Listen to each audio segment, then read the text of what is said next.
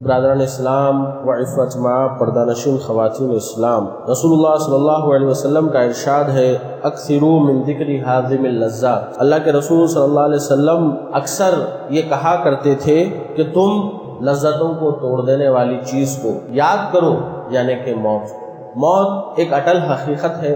اللہ رب العالمین کا ارشاد ہے کل نفس ذائقۃ الموت، کہ ہر نفس کو موت کا مزہ چکھنا ہے، اور موت ایک ایسی چیز ہے کہ یہ کبھی بھی کسی بھی وقت کسی بھی جگہ کسی بھی حالت میں آ جاتی ہے۔ اسی طرح حتی اذا جاء احدهم الموت قال رب ارجعون، کہ جب موت آ جاتی ہے تو بندہ اچانک سہم جاتا ہے اور کہتا ہے اللہ مجھے مہلت دے، مجھے لعلی اعمل صالحا فیما ترکت کلا انها کلمۃ هو قائلها ومن ورائهم برزخ الى یوم یبعثون۔ وہ بندہ کہے گا اللہ تھوڑی سی مہلت دے دے کہ میں واپس جا کر کچھ نیک اعمال کر پاؤں، تو اللہ تعالیٰ کہتا ہے یہ بس ایسی ہی باتیں بناتا رہتا ہے، جب موت آ جائے گی تو پھر ایک دیوار، ایک برزخ حائل ہو جائے گی، قیامت تک وہ برزخی کے اندر رہنا پڑے گا۔ برادران اسلام، اللہ کے رسول صلی اللہ علیہ وسلم بندوں کو یہ بار بار نصیحت کر رہے ہیں، جیسا کہ عبداللہ بن عمر رضی اللہ عنہ کا ارشاد ہے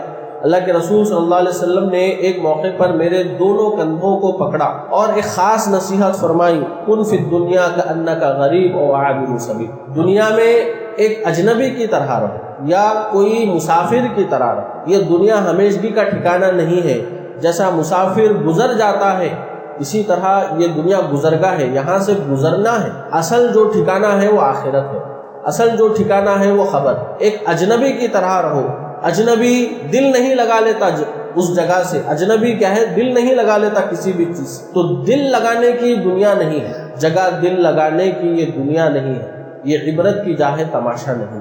عبداللہ بن عمر رضی اللہ عنہ نصیحت فرماتے ہیں اذا امسیت فلا تنتظر الصبح، جب تم شام کر لو تو پھر صبح کا انتظار مت کرنا، واذا اصبحت فلا تنتظر المساء، اور جب صبح کر لو تو شام ہونے کا انتظار مت کرنا، یعنی کہ یہ گارنٹی نہیں ہے کہ شام ہو جائے تو صبح تک ہم زندہ رہ پائیں گے، یا صبح ہو جائے تو ہم شام تک زندہ رہ پائیں گے، اس کی کوئی گارنٹی نہیں، تو انتظار مت کرو۔ وخذ من صحتک لمرضک ومن حیاتک لموتک، اس لیے اپنی زندگی کو غنیمت سمجھو موت آنے سے پہلے پہلے، اور اپنی حالت صحت کو غنیمت جان لو مرض میں مبتلا ہونے سے پہلے، فریش ہونے سے پہلے۔ دنیا میں رہتے ہوئے موت کو یاد کریں اور آخرت کے لیے تیاری کر لیں، یہ بہت اہم ترین موقع اللہ رب العالمین نے ہمیں دیا۔ اللہ کے رسول صلی اللہ علیہ وسلم ایک موقع پر خبر سے گزر ہوا تو اللہ کے رسول صلی اللہ علیہ وسلم نے فرمایا من صاحب هذا القبر،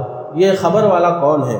تو فرمایا گیا کہ فلاں ہے، یعنی کہ ایک نام لیا گیا، تو اللہ کے رسول نے فرمایا رکعتان احب الی ھذا من بقیۃ دنیاکم، کہ 2 رکعت نماز پڑھنا اس کے لیے ساری دنیا سے بہتر ہے، وہ آج جان چکا ہے اس بات۔ اور اللہ کے رسول نے یہ بھی فرمایا رکعتان خفیفتان مما تحقرون، کہ وہ 2 رکعت جسے تم بہت ہی معمولی سمجھ رہے ہو، اس بندے کو جو اس خبر میں ہے ساری دنیا سے زیادہ قیمتی شے ہے۔ تو یہ دنیا جو ہمیں ملی ہے، یہ جو زندگی ہمیں ملی ہے، 2 رکعت یہاں کی قیمتی ہے، 1 روپیہ صدقہ یہاں کا قیمتی ہے، ایک ذکر یعنی کہ سبحان اللہ، الحمدللہ، لا الہ الا اللہ، اللہ اکبر، یہ ایک ذکر اتنا قیمتی ہے کہ اس کا احساس مرنے کے ساتھ ہی ہو جائے، مرتے وقت انسان کو ہو جائے گا کہ ذرا سا موقع دے میں صدقہ کر لوں، ذرا سا موقع دے کہ میں نماز پڑھ لوں، ذرا سا موقع دے کہ میں یہ خیر کا کام کر لوں۔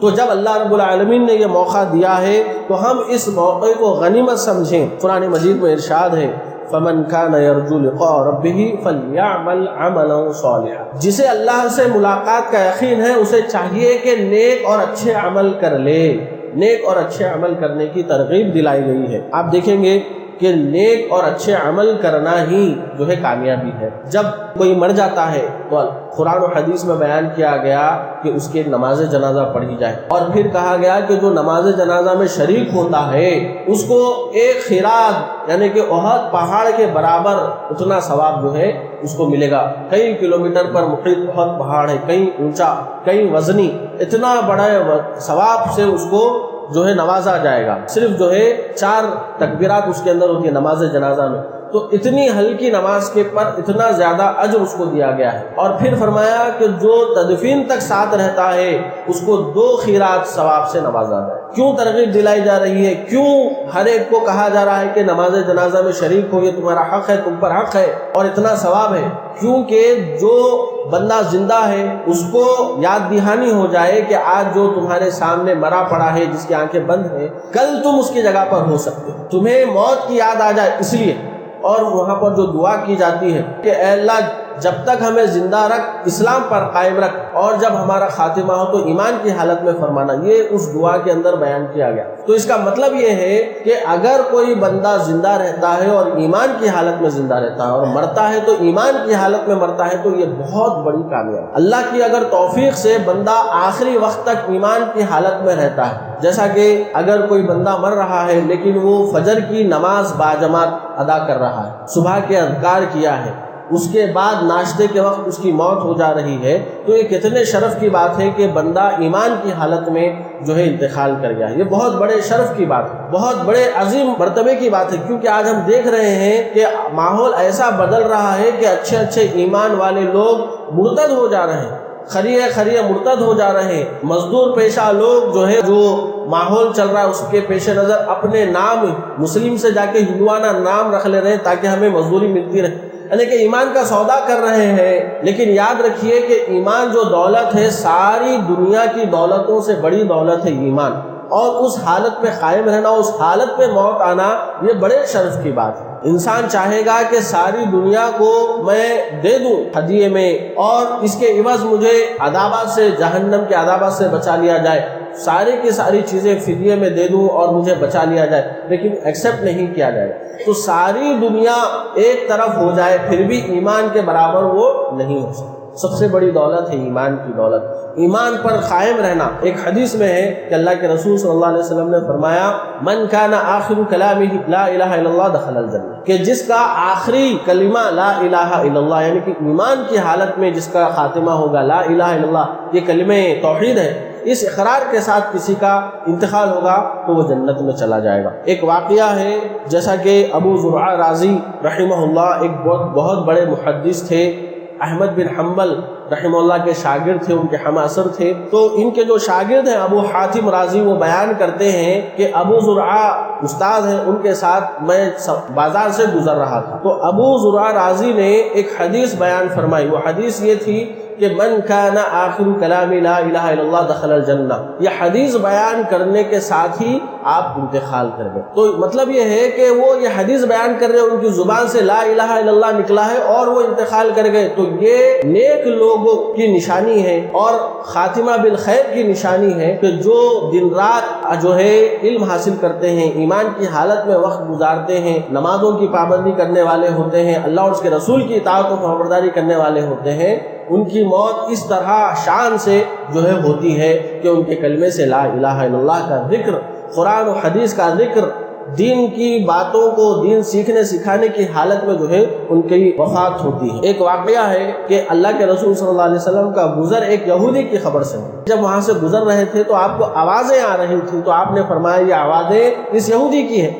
کیونکہ وہ ایماندار نہیں تھا، تو آپ نے وہاں پر ارشاد فرمایا کہ یعذب، کہ اس یہودی کو عذاب دیا جا رہا ہے۔ ایماندار نہ ہونے کی وجہ سے جو بھی یہودی ہے وہ جب خبر میں چلا جائے گا اس کو عذاب ہوتا رہے گا، کیونکہ وہ ایماندار نہیں ہے۔ تو ایمان رہنے سے جنت مل جائے گی، لیکن ایمان نہ ہو، جو بھی غیر اسلام پر فوت ہوا، جو بھی ایمان کی حالت سے خالی فوت ہوا، چاہے وہ کہیں کا بھی رہنے والا، کسی بھی مذہب کا، اگر وہ فوت ہوتا ہے تو عذاب قبر شروع ہو جاتا ہے۔ لیکن دوسری طرف جو اللہ والے ہوتے ہیں ان کی شان بہت ہی نرالی ہوتی ہے۔ براء بن عازب رضی اللہ عنہ بیان فرماتے ہیں کہ ایک موقع پر ایک انصاری صحابی کا انتقال ہوا، تو ہم اس کا جنازہ لے کر قبرستان پہنچے، تو ابھی خبر کھو دی جا رہی تھی، ابھی کچھ کام باقی تھا، تو اللہ کے رسول صلی اللہ علیہ وسلم بیٹھ گئے اور ہم صحابہ بھی آپ کے اطراف میں بیٹھ گئے۔ آپ کے ہاتھ میں لکڑی تھی، آپ زمین کو کھرچ رہے تھے۔ آپ نے اس وقت ارشاد فرمایا عذاب قبر سے پناہ مانگو۔ 3 مرتبہ اللہ کے رسول صلی اللہ علیہ وسلم نے یہی بات ارشاد فرمائی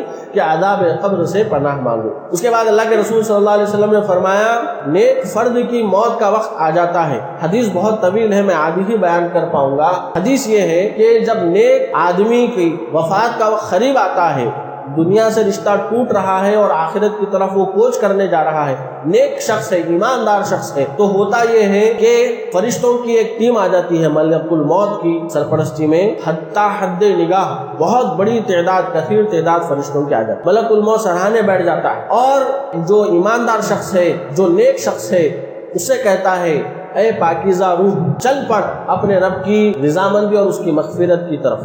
تو وہ جو روح ہے وہ بخوشی اس جسم سے نکلتی ہے، اس طرح جس طرح مشکل سے ایک پانی جو ہے ٹپک پڑتا ہے، کوئی مشکل نہیں آتی، بہت ہی آسانی اور آہستگی کے ساتھ جس طرح نکل جاتا ہے، تو روح نکل جاتی ہے۔ تو ملک الموت روح لے لیتے ہیں، ان کا کام ختم، تو باقی کے جو دوسرے فرشتے آئے ہوئے ہوتے ہیں وہ جنت سے کفن اور خوشبو لے کر آتے ہیں، اس روح کو کفن دیتے ہیں اور خوشبو لگاتے ہیں جس سے دنیا مہک جاتی ہے۔ دنیا میں تو جسم کو کفن دیا جا رہا ہے، فرشتے روح کو کفن دیتے ہیں۔ پھر کیا ہوتا ہے کہ وہ فرشتے لے کر آسمان دنیا کی طرف جاتے ہیں، تو وہاں پر پوچھا جاتا ہے کہ یہ پاکیزہ روح کس کی ہے؟